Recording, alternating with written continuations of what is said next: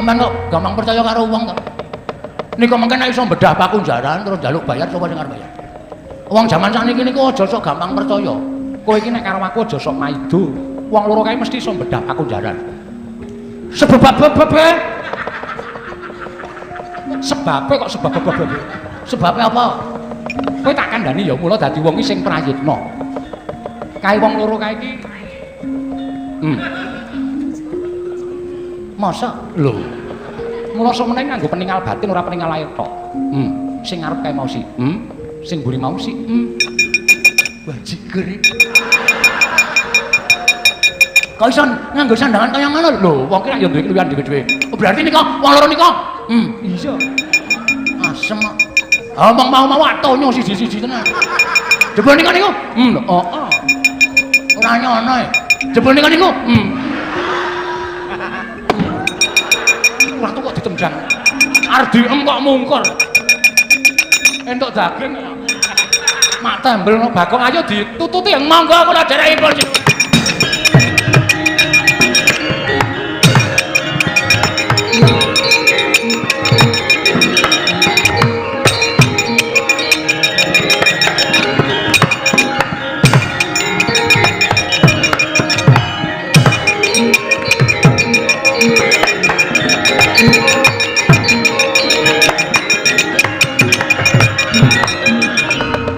Mbok menawa iki wujuding pakunjaran Yai Songo Gresita, iya Kakang Sumalana. Gunake daya kekuatan. Ayo, lawanging pakunjaran iki dijebol. Anteng kekuataning pun Kakang Nasyadi ditunggalake manunggal. Dadi siji. Iya, tak derekake. Kocap acarita nalika semanten. Kinari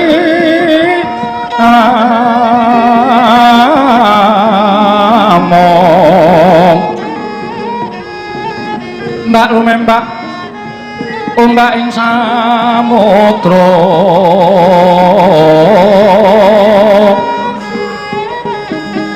ae ana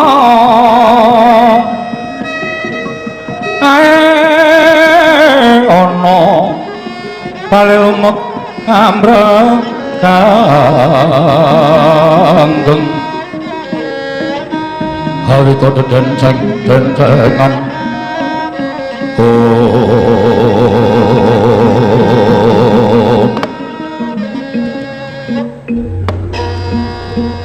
jagat wasan iku Bathara Wayah Bathara jagat Koko Prabu Yai Prabu Kresna wi dereng ngantos kula nampi kathah-kathah pangandika paduka Kanjeng Koko Prabu menika mboten pangling kadidene sowanipun Panakawan Petruk lho lha iya lha kok dadi Petruk sowan sore-sore iki ning apa mugi pareng lenggah ingkang langkung mrayogi kula badhe dangu dhateng sowanipun Panakawan awon kados menapa menika Panakawanipun Ndarawati ugi Panakawan Ngamarta mbok Nyai Petruk wonten wigatos Koko Prabu ya Yai Timbalana apa wiganine Petruk kanthong bala dene sowan ana praja Ndarawati dina samengko iki Koko Prabu kasinggihan Panakawan Petruk Kadararja sapraptamu kanthong bolong Petruk prapta ning praja Ndarawati nunamin pasang kaliman nabi tinebine milodoni dumawahing tawang tuwang sinuwun linepatna ing tulak manu nyuwun pangapunten sampun ngirimken kula menika satunggiling kawula ingkang kiranging tata krami kiranging subasita dene negari Ndarawati sawet wonten Masewakan Agung kula wantun sowan monggo kula menika namung ngaso derajatipun kula namung kawula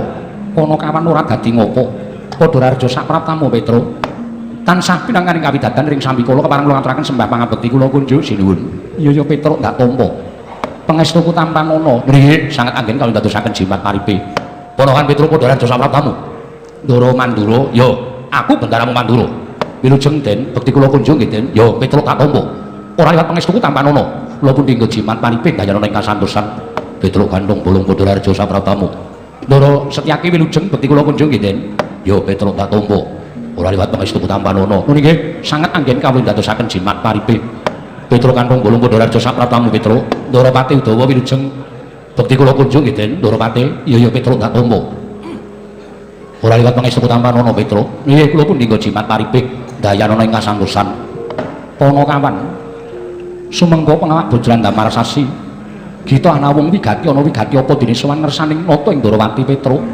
yen pancen duwe perlu para matur marang bendaramu ing Ndarawati Panakawan Petruk nuwun sewu sampun kinten kula menika satunggiling abdi ingkang cumalena ning janjanipun sowan kula menika nek dianggep wigati ya pancen wigati ning nek dianggep boten wigati tumrap kula kok wigati.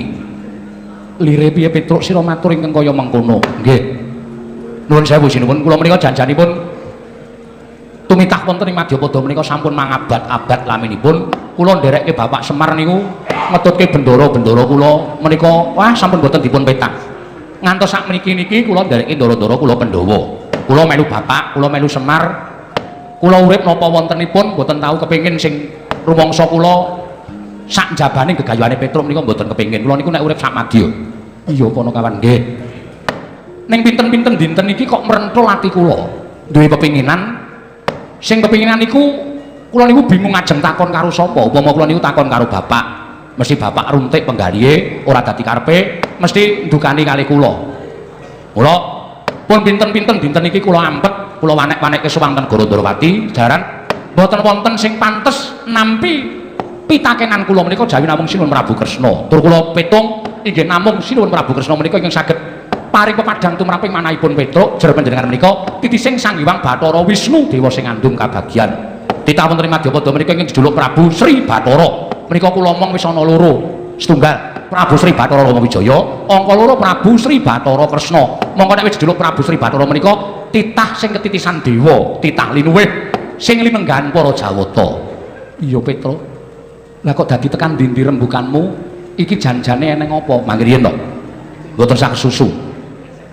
Sowan kula ngersanipun Prabu Ndrawati menika badhe nyuntak pangunek-unek ing raos kula. Perkara apa Petruk? Nek sampeyan iso mangsuli nyata sampeyan ratu sing pinter tur titis dewa. Nek sampeyan ora iso mangsuli napa pitakonane Petruk, wiwit dina niki sampeyan rasa nganggo jejuluk Prabu Sri Bathara. Sri Batharane dilangi. Cukup Prabu Kresna ngoten mawon. Lah kok dadi kaya mengkono, nggonmu ngancam marang Ratu Ndrawati. Oh nggih, mergo nganggo Sri Bathara niku abot. Nek panjenengan ora iso mangsuli napa pitakonan kula, ora ana gunane kula menika mbiyawarake nek Ratu Ndrawati niku titis Wisnu. Petruk, gage. Kowe takono karo Yai Kresna, aja kok ubeng-ubengke rembugmu. Takon dijujuk gone wae, kowe arep takon apa? Ora-orane Yai Prabu Kresna ora iso mangsuli marang pitakonmu. Nggih. Niki kula mboten sowan teng Mandura, kula sowan teng Ndrawati dadi sampeyan asa melu-melu perkara niki. Sampeyan kali kula niku padha-padha dayoh, padha-padha entuk wedang segelas pun cukup. Lho, ning aku kuwi ratu, nggih, panjenengan kadange Werda Sinuwun Kresna. Ning kula sowan teng Negara Ndrawati ora sowan teng Negara Mandura. Ya wis Petruk, matura. Kula ming ajeng nyuwun mriksa bapak kula niku sapa?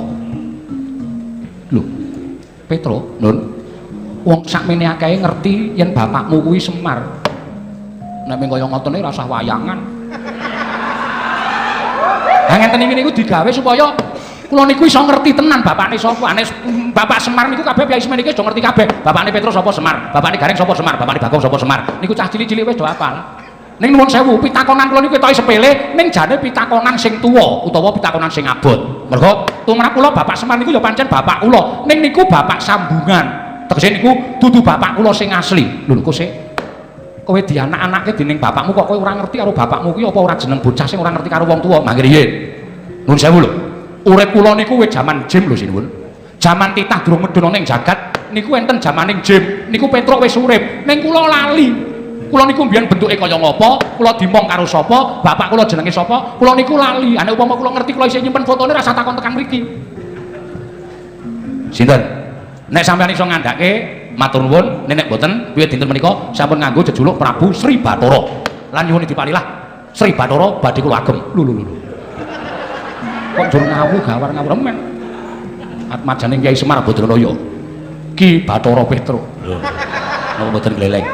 Wong edan rembukan karo wong edan wis ora bakal iso dinalar nalar sing ganep Kyai Kresna. Nuwun sewu nanging pitakonanipun Petruk menika sajaipun wigati. Ha nggih. Nuwun sewu panjenengan kula aturi paripangandikan.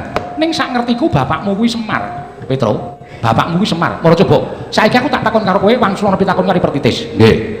Kresna karo Petruk itu sapa? Tuwa kula. Lah kok kowe takon bapakmu karo aku? Apa mbiyen aku wis lair? Apa mbiyen aku wis ngerti? Nek lumrahe kowe takon bapakmu karo wong sing luwih tuwa tinimbang kowe. Lah kok kowe takon karo aku? Nuwun sewu panjenengan titis dewa. Ngoten. Sadurunge bangsaning Jemana niku dewa wis padha tumitah. Mula panjenengan titis Sang Hyang Bathara Wisnu niku Wisnune wis presa. Bapak kula niku sapa? Mula sing kula takoni dudu Kresnane. Nuwun sewu lho kula jangkar ning Wisnune. Wisnu sing nyalira teng panjenengan niku kudu iso paring dawuh, bapak kula sapa? Nek panjenengan ora iso paring dawuh, Nuwun sewu, kula ora nrimake aladene sampeyan ngaku dadi pujangganing para Pandhawa. Aladene sampeyan ngaku dadi suwing para kadang Pandhawa. Nek panjenengan ora iso nyalira Bathara Wisnu ngendikake bapak kula sapa? Wah, estu Petruk wiwit dalu menika nganti sak teruse kula arep mogol.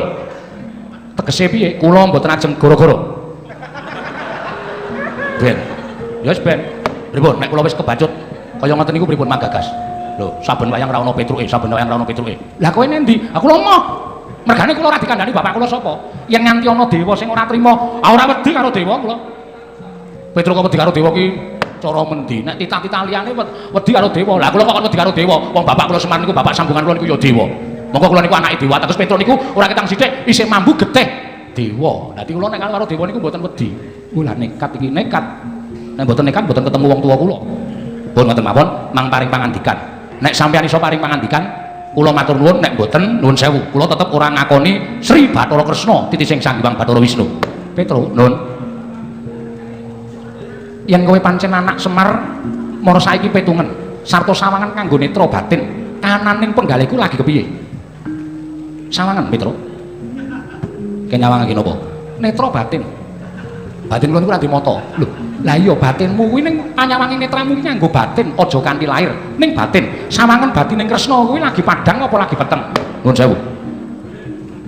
Kok saking mriki kula wis padhake batin sampeyan sekringe medun. Tegese peteng ngoten lho. Petenging batinku yen kowe iso maca tak duduhke bapakmu. Nek pancen ora iso maca petenge batine Nata Ndarawati, ora ana gunane kowe takon Nata Ndarawati. Taunana Windanana, kowe ora bakal tak wani ngerti bapakmu sapa, Petruk. Jaja muntap lirik nata duka yayasinipe. Netra kocak mundarandir.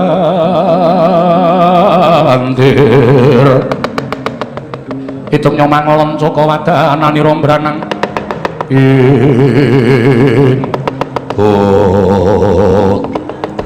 Nuwun sewu Petruk aja dianggep wong loro saudon telu saurupan bareng panjenengan ngendika Petruk batinku padhang apa peteng tak sawang katon peteng. Terus kersa sampeyan yen kowe iso madhangake kananing Nata Ndarawati dina niki sampeyan ajeng paring kabar teng pundi bapak kula. Candhak apa rumasane Petruk ki wong ora tau tapa. Apa rumasane Petruk ki wong ora tau semedi, apa rumasane Petruk ora tau wong nglakoni. Bareng tak buka mata batinku lah dalah telik Mangendra Jala. Ingkang gakal gawe butek ana negara Ndarawati. Lho Petruk matane kok mencicil karo aku to? Mripate Petruk kok mencicil karo Nata Mandura karo piye? Mangriyen kula ajeng nyuwun priksa. Ora sanes-nesu kula ajeng nyuwun priksa. Sinuwun Mandura mriki betahe aku butuh karo Kyai Prabu Kresna. Wigatosipun aku pengen ketemu karo Kyai Prabu Kresna, bakal nyuwun senjata pitu karo adiku lanang Ndarawati. Sebabe negara Mandura ketaman pegebluk. Negara Mandura ketaman pegebluk. Bisane waluya nirmala kemajati jati temamulya. Yen to Mandura tinumbalan Sekar Wijaya Kesuma, mula aku nyuwun ngampil marang Prabu Kyai Kresna. Terus sinuwun Prabu Ndarawati maringke. Bakal diparingake nanging bareng karo tindakan Kyai Prabu Kresna ora rawuh ning negara Mandura. Terus panjenengan paring dawuh, aku butuh kembang, ora butuh Kyai Prabu Kresna. Mula Kyai Prabu Kresna tak aturi lenggah negara Ndarawati, ora usah melu tekan negara Mandura. Sekar Wijaya Kesuma ingkang bakal tak boyong marang negara Mandura, kinarya sarana waluyaning praja ing Mandura Petruk. Ki, dodok seleng perkara ning kene. Dadi sampeyan melarang ya apa? Wis tak gawe murah. Oh, mboten niku. Tegese melarang niku menging ngoten lho kok. Ndur larang murah. Menging Sinuwun Prata anu jeneng iki nduwa keparengane Sinuwun Prabu Kresna rawuh teng negara Mandura. Lah iya. Dasare apa kula tak takon? Kula tak takon karo sampeyan Sekar Wijaya Kesuma niku nggone sapa? Lho, kagungane Kyai Prabu Kresna. Lah sing diwar melu kok ora entuk. Sing diwar melu tekan negara Mandura kok ora entuk, dasar sampeyan apa? Aku iso maliyake negara Mandura. Apa ora saya apik nek sing duwe nderek tindak teng negara Mandura? Mula katingal peteng penggaling Sinuwun Prabu Kresna menika awit Sinuwun Prabu Ndarawati ora diparengake tedak dhateng negari Mandura. Ming Sekar Wijaya Kesuma sing diparengake tedak wonten negari Mandura. Lah niki mengakibatkan ben sananane le omong kok. Niki sing jalari Sinuwun Prabu Mandura niku utawa Ndarawati niku peteng jagate merga ora wani arep mangsulan karo sampeyan. Merga duweni unggah-ungguh lan ngurmati karo sampeyan minangka dadi kadang mredo. Mila dinten samangke nuwun sewu Petruk minangka wakiling Sinuwun Prabu Ndarawati uga kepengin supaya Sinuwun Prabu Ndarawati tedak teng negari Mandura sareng kalian Sekar Wijaya Kesuma. Nek Sinuwun Prabu Mandura mboten keparengke Sinuwun Prabu Ndarawati tedak wonten negari Mandura saking katen mawon. Ora sah Sinuwun Ndarawati Petruk sing kudu melu tedak utawa rawuh teng negari Mandura sareng kalian Sekar Wijaya Kesuma. Wah, dapurmu Petruk kok rawuh. Lho, ayo saora-orane men rada gleleng ngoten lho. Kula sing melu tekan mriko nekseni anggen sampeyan badhe maliyaken negari Mandura saka pegebluk lumantar Sekar Wijaya Kesuma. Lho kok sik aku tak takon karo kowe derajatmu ki apa? Ning atase Petro kok dadi wakiling Ratu Ndorowati ki derajat iki dibal 17. Kowe wong elek, wong nyolok mripat kok ning Batur, kok dadi wakiling Ratu Ndorowati ki anggepmu kok apa? Nuwun sewu, kula sentuk palilah Sinun Prabu Kresna. Arep kula derajate ngaceplek, arep kula derajate wong elek. Ning nek wis entuk palilah Sinun Prabu Ndorowati, kula tetep kudu melu teng negari Mandura minangka wakiling Sinun Prabu Kresna. Nek ora dikeparengake Taunana Windanana Sekar Wijayakusuma mboten kenging wal saking kancing durungipun Sinun Prabu Kresna. Lho, Yai Prabu Kresna piye? Nyuwun pangapunten sampun kula pasrahaken dhateng Petro kok Prabu. Lho, lah kok dadi kowe malah masrahake perkara iki malah Petro iki kowe oleh percaya Petro timbang Baladewa. Nyuwun pangapunten Petro, wis sakarmu. Aku ora ngerti perkara iki. Oke apa? Kalau ratu kok oke. Pun ngoten mawon. Pripun? Lho, kowe ora kena melu nang negara Mandura. Nek mboten kenging melu teng negara Mandura, Sekar Wijayakusuma ora iso wal saka negara Ndorowati. Lho pripun? Karo Baladewa. Nuwun sewu, mboten ajeng wanine gandeng sampeyan wis ngarani Petro wani nyuwun pangapunten. Tinimbangane Sinun Prabu Ndorowati kelangan Sekar Wijayakusuma. Nuwun pangapunten Petro sing minangka dadi tumbal padaling Praja Ndorowati kula ikhlasaken. Wah, panusmane jajalanat iblis lanat Petro kandhong bolong wani karo Nata Mandura Prabu Baladewa. Yen ngono sing dadi pepalangi Nata Mandura Petro kandhong bolong. Ilang Petro, aku mboyong Sekar Wijayakusuma. Mboten sabonga-bonga teng mriki, bonga-bonga teng jaba kali kula mau. Awi, teng jaba. Ampun mriki.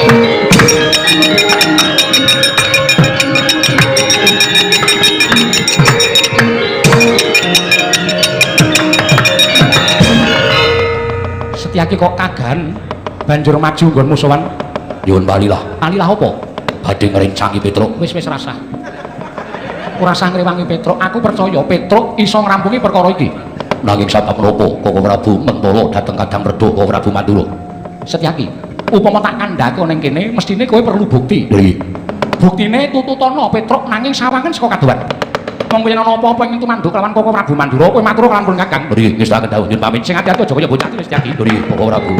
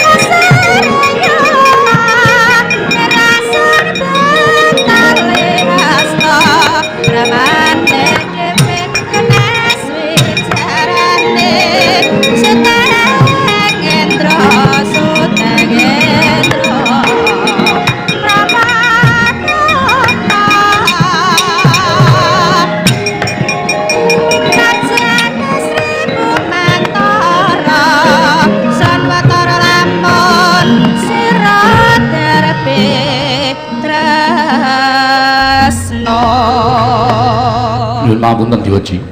Kepareng munjo atung sapaduka Gusti kula ingkang sinuwun. Kakang Matudawa matur apa? Menapa menika mangke boten anjalari kriwikan dadi grojogan, geguyon dados tangisan. Kakang Matudawa, apan kudu kaya mengrol lakon ing tumanduk ning Praja Ndorowati, kepareng Maduka. Tatanan para kawulan para wadyabala aja nganti ning kesempyok ing aradan. Wis ben Koko Prabu Mandura ing bakal ngrangkani Petro kantong bolong. Nek wonten menapa menapanipun, aku ingkang tanggung jawab. Nggih, wis tak kendhawuh. Menawi Kabupaten nyuwun pamit madal pasilan. Sing ati-ati aja kaya bocah cilik. Kakang Matudawa babar pisan budaya kang padha sebo. Ingsun kundur kedaton kawula nuwun parmadal pasilan tambah pangestu. Sing ati-ati aja kaya bocah cilik kaya wis ora ana dawuh maneh.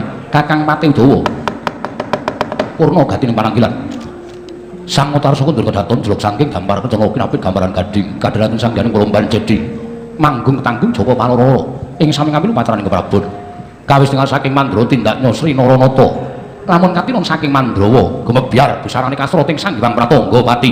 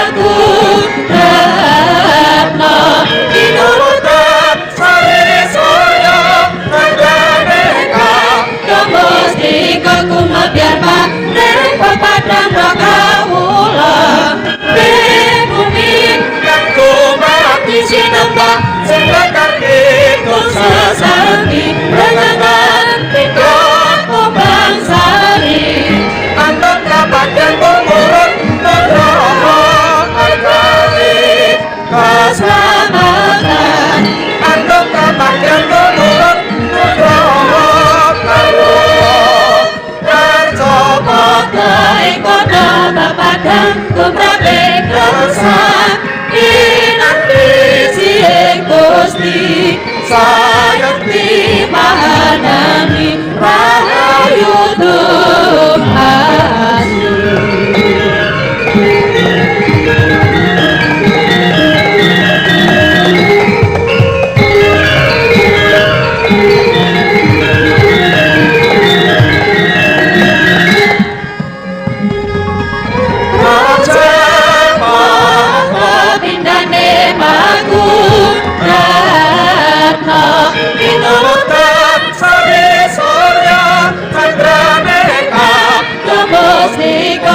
biar pangling papadang rakawulan ing bumi kanggo mati sinambang sedekah ikut sesanti renangan ikut kumbang sari ando kapakyan tumurun nugroho angkawi keselamatan ando kapakyan tumurun nugroho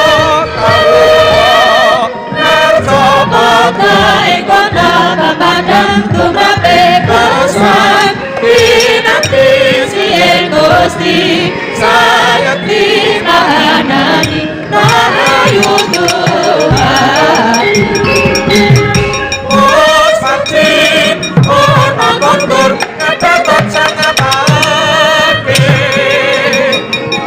nekati cengkaran suksan ganteng penonton daimbahan kembali ombahan memberi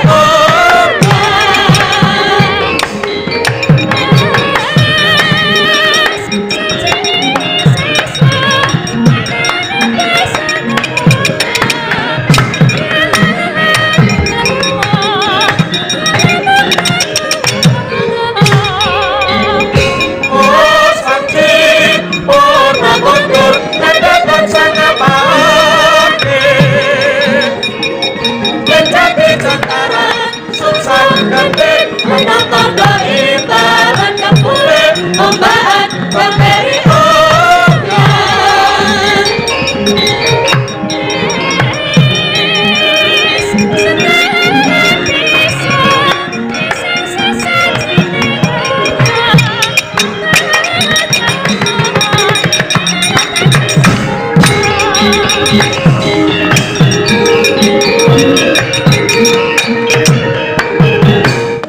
Semareka den prayatna samurires eka balik titiyani gandayani trisanya purnama sasi gilar-gilaran ing ngalatar milang lintang bima sekti malah kula mboten ngertos nek mboten sinuwun Kresna ingkang paring dawuh nyatane sak mangke sampeyan pun paring dawuh kaya ngoten. Nah, sak lajengipun kula kantun nenggo dawuh sampeyan. Ayo dijujuk menyang di papan dening reca gajah. Yen bisa gawe srana luwaring para Pandhawa. Mengko mundhak ora payu kedadeane. Ndika tindak kula dherekaken Ndara. Nyatang ning kalan-kalan Narmandan moncal. Oh.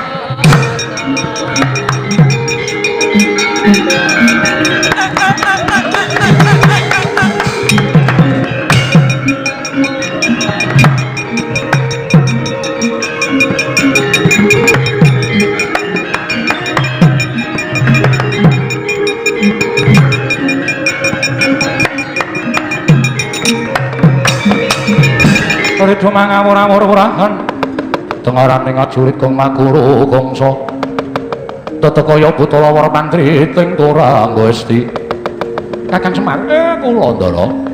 Apa iki ingkang winastan pakunjaran wujud reca gajah. Tinemune pancen dienta kaya wujuding Dewi Pangga. Mboten panglik. Mbok menawa menika ingkang kinarya ngunjara. Ndara-ndara kula Pandhawa, kula gumun. Lah kok ora ana kabar apa-apa? Sampeyan rawuh paring dawuh nek Ndara Pandhawa sami dikunjara wonten telenging reca gajah. Den, ampun nganti ndedawa wekdal. Kula aturi nglebur pakunjaran ngluwari ndara-ndara kula Pandhawa. Sinuwun. Iya, Kakang Semar Badranaya. Ya Dalarta saking kutha sang Kura-kura. Ya namotosa sang Sri kocap kacarita nalika semanten. Nata Ndrawati agan sigra angluwari sangya para Pandhawa mapan wonten telenging pakunjaran ingkang wujud reca gajah. Datang ngertosaken paran wonten wujuding Sardula ingkang sakjaran teji. Anggetak punang nata Ndrawati miwah Kula Semar tuwin Kura Bagong. Temake ndang kapracun ndang kontal kaprapan nata ing Dwaraka wau.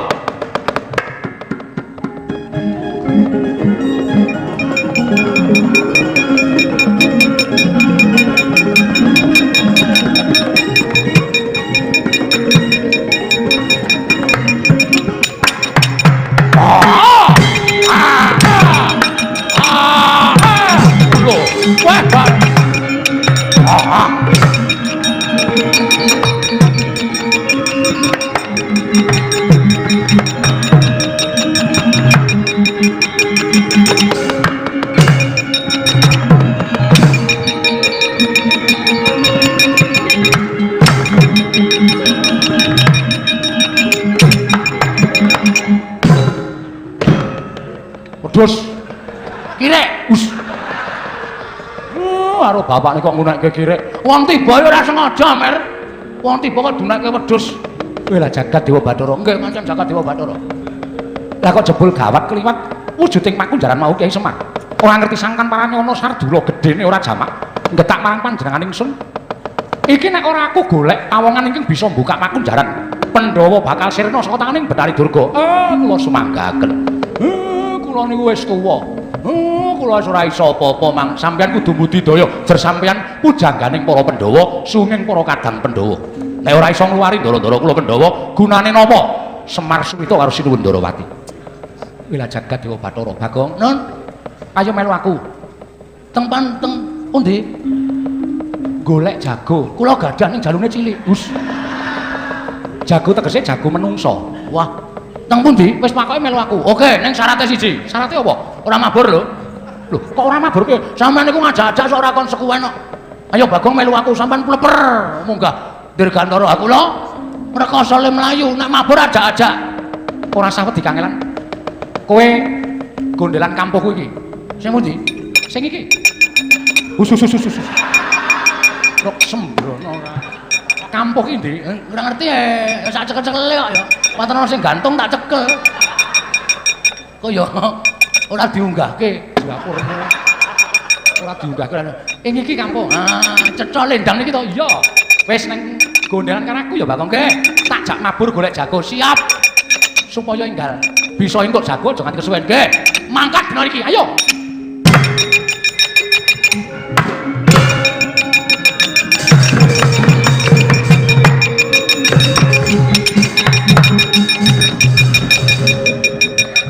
Keres, hus.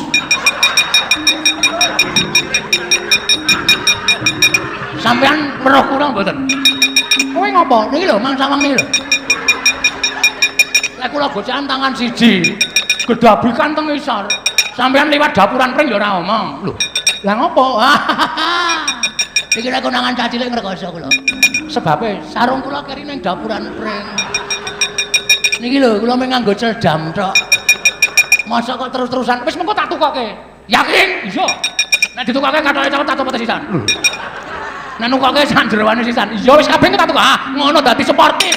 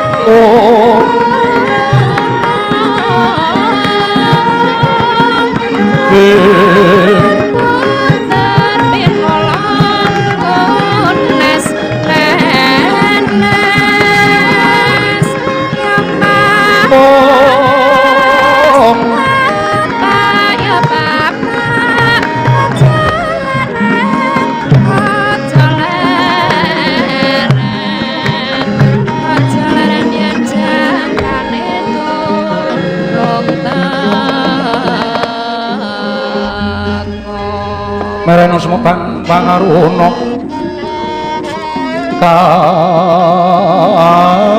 katinetraning uga rapuh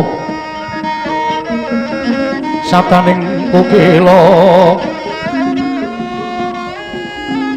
ring kanikara sageter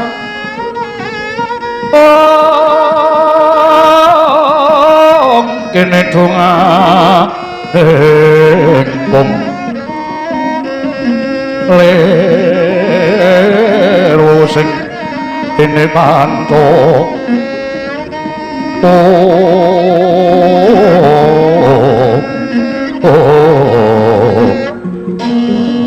Papa toking ayam mono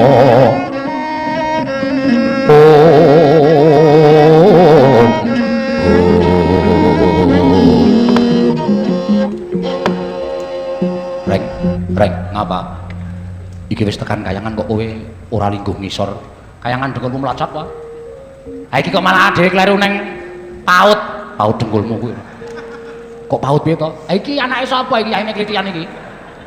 Rek, kowe nek ora ngerti iki takon. Kuwi Sanghyang Asih Prana. Marsih? Asih. Bola-bali kok marsih wae. Asih Prana. Masa? Heeh, lingguh ngisor ndak kuwalat. Waduh kowe ora omong kok ya, Tru. Nek didangu basa oh ya wilahing lho malah jejer dengkulmu ora mangastu ngomong sidam sekaring bauna langgeng iki ora pangling kaya garing apa ora kurang ajar kuwi karo wong tuwa kok jangkar kuwi dewa ya reng kok tak mudar ora nolo garing wonten dawuh piye kula padha kandhil harja kita prapta ning kayiwangan ngene nggih berkah panjenenganipun pukulun kita sowan ngiring sampikala kata-katamu iki piye? Aku nek nyebut aku kita, aku lek rumangsa nek jenengku diganti kita. Kita iki kowe. Ayo aku, ayo. Nek kono nyebut ulun. Ulun ki sapa? Ulune aku. Oh berarti aku nek nyeluk kowe ora Petro, ulun ngono. Kono minggatono bali kono. Ora ngerti dalane kaya goblokmu dienggo dhewe. Ini mundur kene. Aku sing ngomong ndak rampung-rampung. Nuwun sewu Ulun. Iya ya Petro. Ana wigati apa jeneng kita sowan? Nuwun sewu menawi lepat diagung pangang sami sejatosipun kula menika namung kepengin mutah dhateng paduka Hyang Adi Pukulun babagan Sudarma kula Pukulun. Lho. Sudarma kita kuwi Ismaya ya Semar sanes. Pukulun sampun ngarep nyingkitaken lampanipun ingkang abdipun Petruk. Kula menika tasih kemutan bilih Sudarma kula menika istrinipun sanes Kyai Semar. Namung kula piyambak ugi sampun kesupen utawi kula sampun lali bapak kula niku sapa wong miturut hitungan kula urip menika sampun wiwit jaman jim dun nalika semanten. Mila Pukulun mboten kitang namung sekedhap kemawon. Kula kalih garing sowan wonten ing kayiwangan menika namung kepengin kula menika ngertos dhateng tiyang sepuh kula. Menawi sampun pinanggih raos kula sampun lega. Kula badhe netepi kewajiban minangka dados Panakawan wonten ing jagat Pukulun. Tan samar pamoring sukma. Sinukmaya winaya wingasepi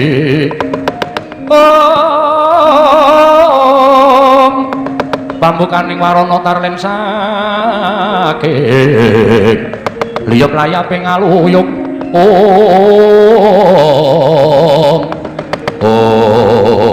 Petro kang dadi wong atuwa kita kuwi kang aran Gandarwamaya ya Begawan Solontara dina samengko wis mapan ana ing kayiwangan diunggahake derajate minangka dadi jangkeping dewa. Lamun kita kepengin ketemu kelawan wong atuwa kita, lungguh ning kepungkuran ulun. Ulun ing bakal miji suwaning Begawan Solontara Panakawan Petruk.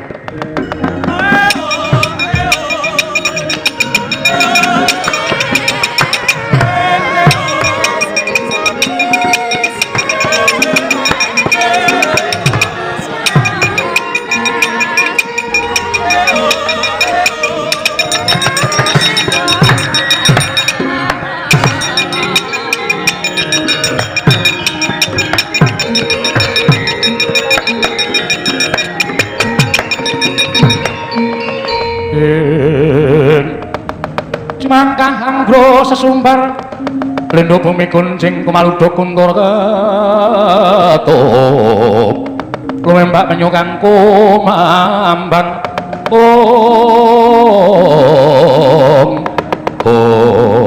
Salantara wonten dawuh pukulun menapa kula nandhang kalepatan dene kula katimbalan sowan ngersaning Sang Hyang Pukulun Bathara Wenang kita mboya luput mboya kleru nanging cetha atmaja kita kepengin ketemu kelawan jeneng kita Salantara apa kita tepung lan kita ngerti kelawan titah ing mapan ning kepungkuran ulut iki ngaran Petruk lan Ala Garek iki sayekti atmaja kita apa kita ngerti nyuwun pangapunten kula dereng nate tepang kalian ingkang nami Petruk lan Gareng lan kula mboten rumaos menika dados anak kula pukulun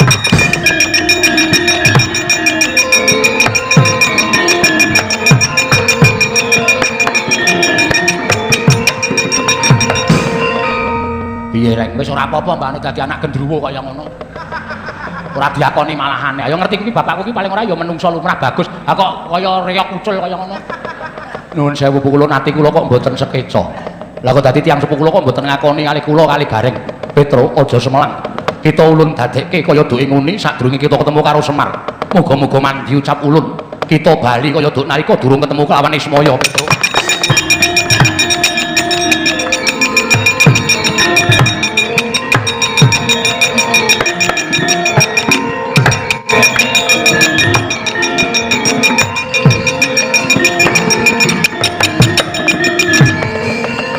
Salantara wonten dawuh mara saiki wis padana apa kita pangling kan maja kita sejati kang pranyata ing ngarep iki ngaran Petruk wonten ing pungkuran iki ngaran Bambang Mercukilan wah lah dalah anakku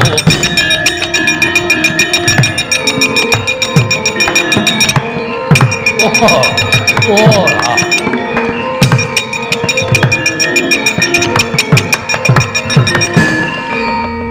Petruk lan Mercukilan inggih Rama penemban kula ingkang putra inggih Rama penemban kula ingkang putra ya wigatine apa kowe kepengin ketemu karo wong tuwa jejering anak ingkang sampun kepengin ngaut padanipun tiyang sepuh ingkang sampun mangabad-abad mboten pinanggih estrining manah namung kepengin ngaturaken pangabekti dhateng tiyang sepuh kula Rama Begawan Salantara ya tak tampa lan ora usah dadak getun atimu wektu dina iki pancen wis kinodrat pinesti marang panguwasaning jagat kowe kudu tansah ngetutke karo Semar lan aja kuwatir aku tansah jangkung marang kowe saben dinane yen ana apa-apa sambat aku mesti mitulungi karo kowe Petruk lan Mercukilan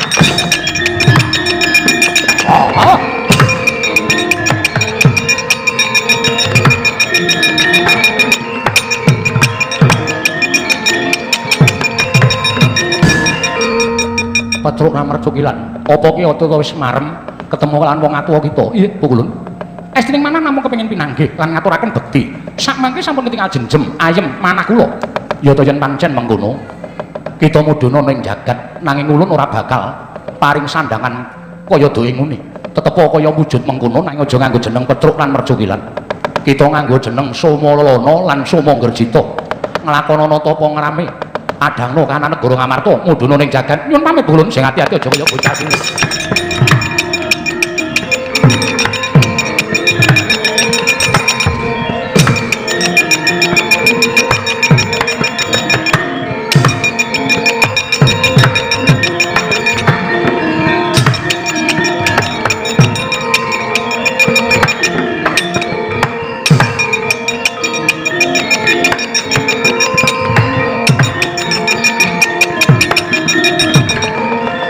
Bambang Mercukilan sing luwih tuwa kuwi aku kudu kowe Petruk aku Mercukilan luwih tuwa apa sik to tak genahke nek sejatine antaraning kowe karo aku kuwi tuwa aku ya mung nalika diwengku dening Semar sing dituwake Mercukilan Petruk nomor 2 ing satemene tuwa aku tinimbang Bambang Mercukilan oh ngono iya mula wektu dina iki Somalana karo Somanggerjita tuwa Somalana ya wis aku mengkari manut Kakang Somalana ayo ditutukake nggone bakal nglakoni tapa ngrame ayo tak derekke Kakang Somalana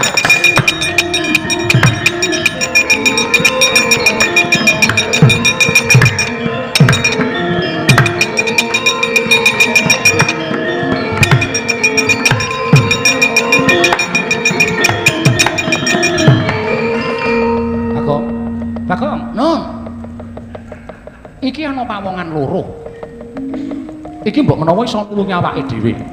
Ditakoni jenenge sapa nek jenenge meng jeneng-jeneng cepete jelas ora digdaya.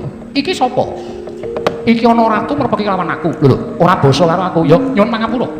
Yen sampeyan takon karo aku satriya kliyang kabur kanginan. Jenengku Soma Lelana, iki adikku Soma Ngerjita. Oh, Duwa Soma. Duwa Soma ki apa? Lah biasane nek dobel iki Duwa ngono iki lho. Ketoke jenenge kok ora meyakinkan ming Soma. Sampeyan sapa Prabu Kresna? Ayo, apa ora kowe? Mula aja sok nembe karo wong. Karo aku ngerti kok dheke. Ah sampeyan kulino mlebu koran kok. Kula niki coba ngarani kula sapa? Yen kowe ngerti ponokawanku sing kaya bludhok iki sapa? Mbok suarane sing apik to, Kres. Kowe iki karo aku iki ora tau basa. Ah sampeyan ya kurang ajar. Tua aku mbane sampeyan. Wis mabur digobat-gabetke, wis dunekke bludhok. Nyacek kowe. Aja nyacek, njur nyacek ora. Sapa ayo? Iki nek ora kleru jenenge Bagong. Mudhar ora kowe. Duk. Lho. Uduke sapa? Bambang. Kok jeneng kok molak-malik? Ame molak-malik jenenge kok mbaya santai wae. Soma Ngerjita. Sinuwun Ndarawati piye? Aku kuwi duwe kadang para Pandhawa ki nunjara dening Bathari Durga. Ana ing wujuding reca gajah ing wujud pakunjaran. Yen kowe iso mitulungi dulurku Pandhawa 5 cacahe, aku ngaturake panuwun ing tanpa pindhan lawan kowe Soma Lelana lan Soma Ngerjita. Menenga wae, aku yang bakal bedah pakunjaran kuwi.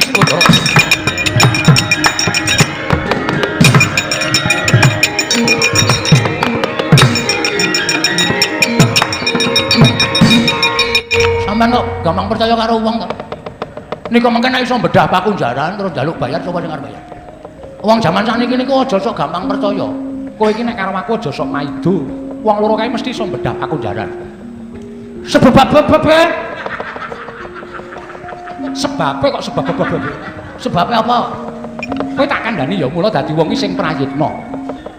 Kae wong loro kae iki Masa? Lho. Mula semene nganggo peninggal batin ora peninggal lahir tok. Sing arep kae mau si. Sing mburi mau si. Bajigur. Kok iso nganggo sandangan kaya ngono lho. Wong ki nek yo duwe keluwihan dhewe-dhewe. Oh, berarti nika wong loro nika. Iya. Asem. Omong mau atonyo siji-siji tenan. Jebul nika niku. Ora nyono e. Jebul nika niku. Waktu kok ditendang. Arep diem kok mungkur. Entuk daging. Mak tembel no Bagong ayo ditututi yang monggo kula dherekipun.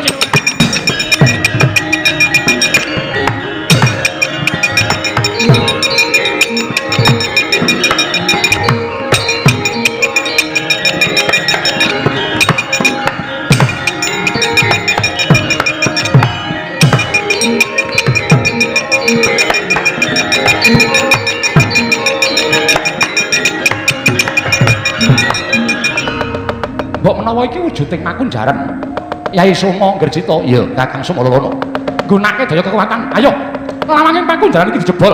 Anteng kekuwataning pun Kakang lan Siadi ditunggalake manunggal dadi siji. Iya, tak dherekake. Kocap kacarita nalika semanten. Eling-eling Sang Loro Soma Lelana Soma Ngerjita sejati kang pranyata. Nenggih, Bambang Petruk lan Mercukilan gedhe kekuwatane. Pakunjaran gajah pinandeng dening satya kekalih. Dangu sasaning dangu. Ajur mumur wujuding reca gajah. Luar sangya para Pandhawa mulat sang Sardula nyaut satya kekalih dadi geger. Sardula nyaut satya kekalih.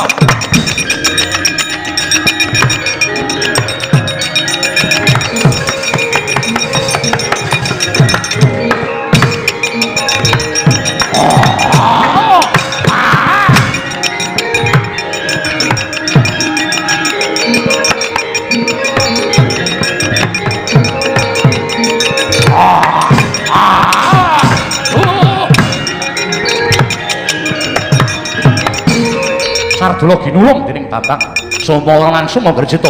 Ical wujuding macan nggih Pandya Bathari Durga. Semanten ugi Sang Soma lan Soma Ngerjita bali asal mula bungane. Wah!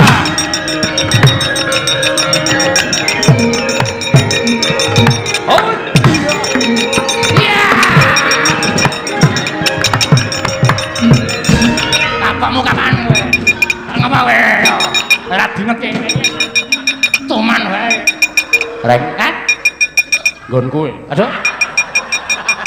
Kowe ya ora omong-omong satra. Tiwas mempeng ya aku. Mempeng kleru kok mempeng. Aku pancen wong nekat. Kleru mbaya semen. Rumansaku tobat kono kawan iki joget-joget. Anggep sak penake dhewe piye piye. Petruk iki yo. Petruk ora sopan. Duwen mangkel. Ha iki ra kagungane bapak. Sing ulang-ulang tak bapak. Lah anake melu sekali-sekali yo ora apa-apa.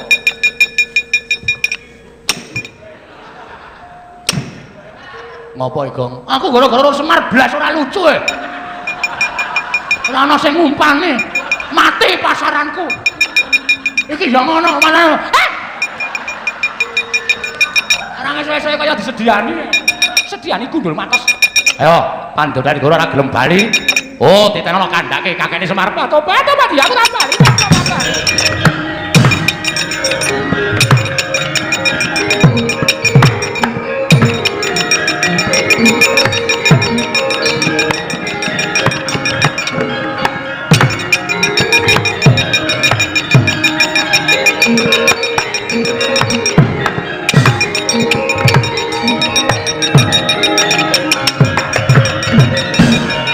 Yayaji Koko Prabu Kasinggihan sampun luar saking bebaya ngaturaken manuwun Werkudara. Nggih. Kadangmu sepuh gendongan kondur negara Ngamarta. Yo. Sawise kuwi bali mrene Wadyabala jandang mangure narata singkirke ndak tuman wae. Yo, wis oke dawuh.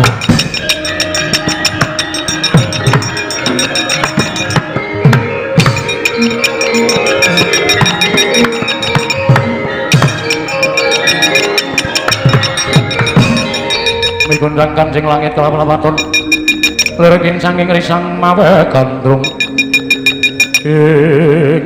Petro, Nun wis ketemu karo bapakmu? Mbun. Bapakmu sapa, Petro? Jebul bapak kula niku dokter. Kowe iki senengane wis arep rampunge kok werna-werna. Reng, Bagong mau ndi? Sopirmu to? Heeh. Turu paling. Kok nyediane mie godhog? Ayo. Nganggo sahur. Aja kuwatir tak gawe Petro. Ya. Werkudara kok nyingkirke dandang mangure Wadyabalane Petro. Nggih. Gus, tindak mriki, Den. Yo.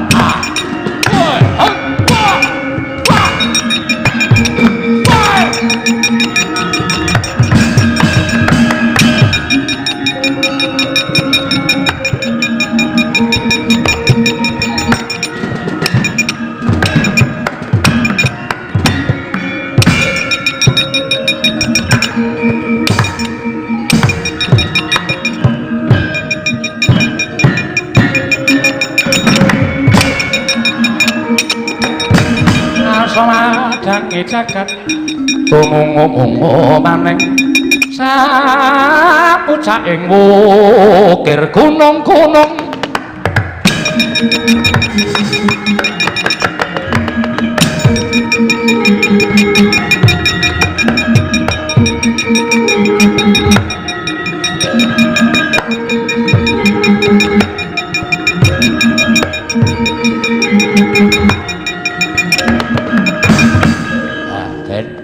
pun paripurna Purwamadya Wusana wilujeng